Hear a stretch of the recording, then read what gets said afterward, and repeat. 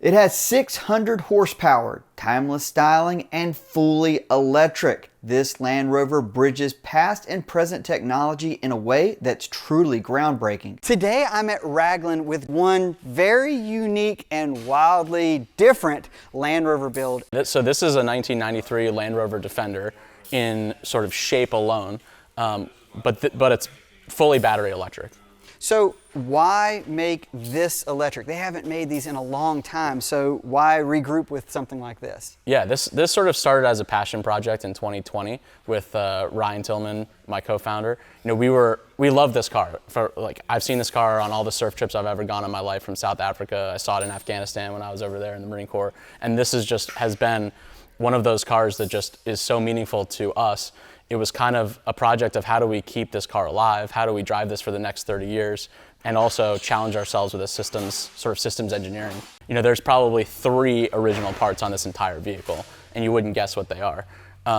Yeah, this is a ground up remanufacture, and then all of the systems from power steering to braking to cooling to HVAC, all the way through to controls and the embedded software in this was totally built in-house or designed in-house. We really wanted to honor Land Rover. Land Rover did all the algorithms and all the math to make these straight axles and this car work on incredible terrains and different, articulating ways. We wanted to honor and not change that.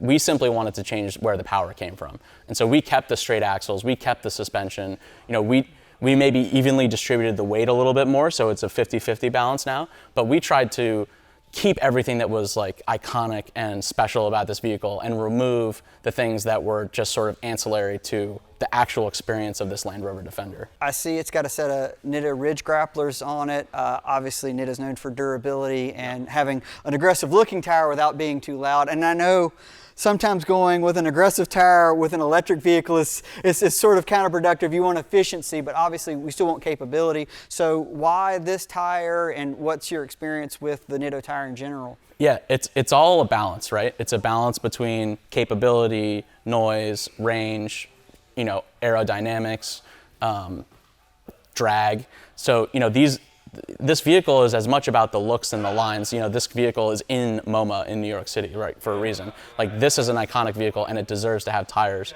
that allow it to shine in off-road environments. And I think that's why the Nitto tires make so much sense on this vehicle. Yeah, maybe we lose a little bit of range on it, but it's not the super knobby tires. We've got more of an all-terrain tire on here that allows sort of a minimal amount of noise. We can maximize range, still having that look of an off-road tire. And that's kind of why we chose those tires. Can you walk me through some of the updated stuff that you guys did to balance out the interior? I love the horn location button as well. Just as much engineering we had to do external underneath and underneath the hood, we needed to do on the interior as well. So, we wanted to keep that analog aesthetic that is the Land Rover Defender. So we've rebuilt gauges with needle gauges that are actually CAN bus. They look identical to the old Land Rover series gauges, so you've got those, staring at you. But we also added a race screen in the vehicle. So it does have that analog touch, but it's also an electric modern vehicle, and it requires a little bit more information to be displayed to the user. So we did put a customized screen in there. Now, the real meat and potatoes of how this works has to do with the fact that it doesn't have a transfer case, and in its place is something, well, kind of conventional, but very much so modified. And this is Bobby Downs, and he's going to tell us how that works. Yeah, so we wanted to try and keep as much of the factory drivetrain as possible. And so by utilizing the factory axles, we took the transfer case out and started with a Tesla large drive unit out of a Model S. With that, we took out the gears and put in our own custom gear set, 3-to-1 gear ratio, and we put in a Quaife limited slip differential. And so the Tesla large drive unit is now oriented in a similar fashion to a transfer case, in that the front output shaft goes to the front drive shaft and the front Defender axles, and the rear drive shaft goes to the rear axle, similar to how it was originally. So instead of having in high range, you would traditionally had 1-to-1, now you've got a slightly deeper gear ratio. And now does that help overall with power, or is that just something that's necessary to try to keep the power being so much and so more sort of manageable? Right. Yeah. The Tesla large drive unit, all electric engines have the tendency to spin at a lot higher RPM than an internal combustion engine, and so the gear reduction just brings it down to a range that's similar to what the actual RPM output would be of an internal combustion engine transmission when it all comes down to it. And so it takes an 18,000 RPM output and divides it by 3.3 ratio is what we have in the actual gearbox. So effectively you have basically like an all-wheel drive system for this, and you can still have a selectable differential locker front and rear and have it where the axles are locked up. Now if someone wants to go fully locked with this thing, I saw there's a Rover right off camera that you guys have did a spool with, and that's going to give you that 100% locking capability, and you can run selectable hubs. Yeah, so we put selectable hubs on that to allow the drivability. You can still, drive around on the pavement and parking lots and whatever, but then when you really want to get serious off-road, you can lock the hubs in, and then you have a fully locked front and rear differential and a fully locked transfer case or the electric motor in the middle for all intents and purposes. Right. Now is there anything fabrication-wise that's especially challenging when you're replacing a transfer case with essentially a drive unit? Everything, I'm assuming, had to be modified, or at least to a point where you have to accommodate that. Is there anything else that you have to do significantly to this chassis? There's not. One of the tricks to the engineering problem to solve in this is that we wanted to appeal to an overseas marketplace as well, and in the overseas marketplace they don't allow any modification to the factory frame. And so we've taken the large drive unit and mounted it in a cradle that utilizes then all factory mounting locations on the frame. So there's no extra holes drilled, there's no mounting brackets welded on there. Everything is bolted to an existing location on the factory frame out of a function of trying to appeal to a European client base as well and their restrictions. How big of a weight difference is it from original stock Rover to this? Within a couple 100 pounds, believe it or not. Taking out the internal combustion engine, the transmission, the factory transfer case, a majority of the weight that we put back in comes in the form factor of batteries, but it's within a couple 100 pounds, and it's within a couple 100 pounds of the similar weight distribution. So really, from a performance standpoint, in that respect, you don't see much change. We tried to keep everything pretty tidy under the hood, and obviously, there's a large box in the middle, and so that contains a majority of the 85 kilowatt battery pack. It's made up of 16 total modules. There's 12 in this pack, and then there's 4 in another location effectively under the seats.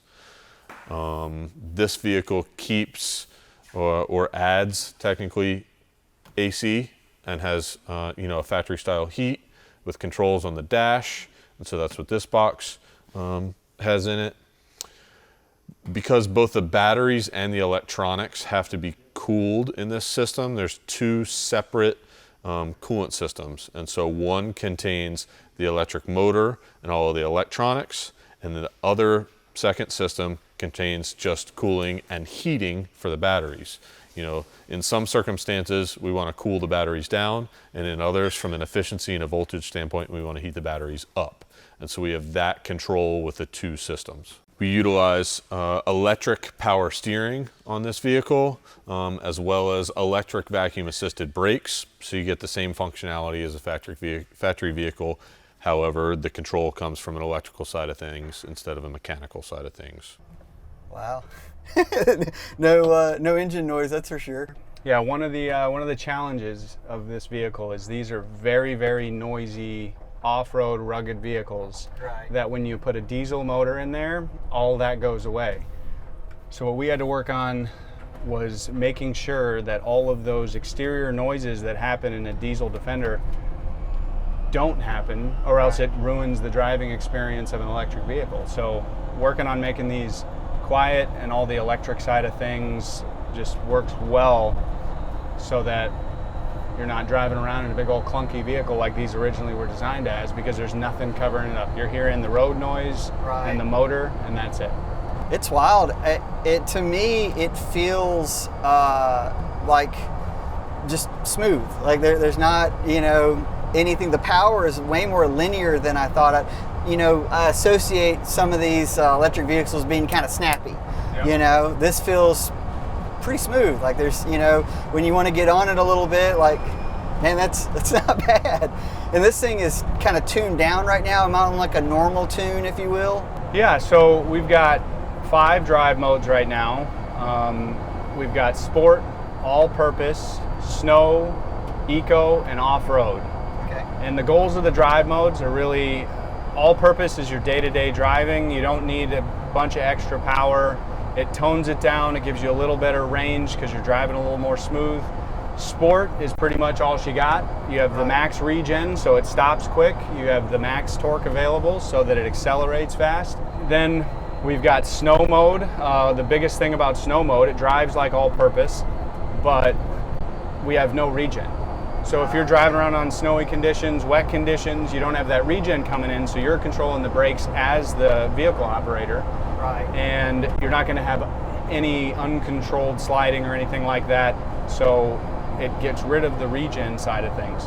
What that also does is if you don't like regen as a driver, which some people don't, if you've been gas engines your whole life, and you don't want that regen, it gives you a nice coast feel when you let off the pedal. Now, I'm curious in terms of when you're dialing in these different modes and you guys are coming up with different tunes and stuff, this stuff, like, I know like Tesla does over-the-air updates and stuff like that. Can these vehicles do that type of stuff as well? Yeah, we're capable of over-the-air updates. We're adding to that functionality every day because one of the big things about these vehicles is you want to be able to give them the software technology as quickly and seamlessly for the customer. Right. So we have a over-the-air device using the cellular networks that if we want to update some code, if we want to track the vehicle's like health, battery health, things like that. Right. We've got a user interface online. It's all web-based, and we can make changes or solve problems or really just have it's like the vehicle's in our shop, but it's in Miami when we're in Wilmington. So it gives us a lot more capabilities using that device so that we can make sure that we got a good product and we're continually making it a good product even in the customer's hands. That's wild. It's really interesting to drive this. I mean, it's obviously a solid axle vehicle, so you get like the nuances of sort of that old school feel, but the regen's really wild. Like the way it kind of comes in and you don't really have to be on the brakes a lot. Or like it feels like it's got good power exactly when you want it. You don't have that big lag. It's not shifting gears.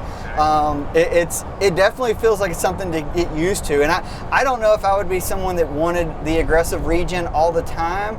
Regen is a big preference thing. That's one of the tricky parts about designing the software on the EV is one person gets into it and they want a little less regen, one person gets into it, they want a little more, which is why we have the various modes that you can turn it all the way off, you can have a little less, you can have all of it if you want.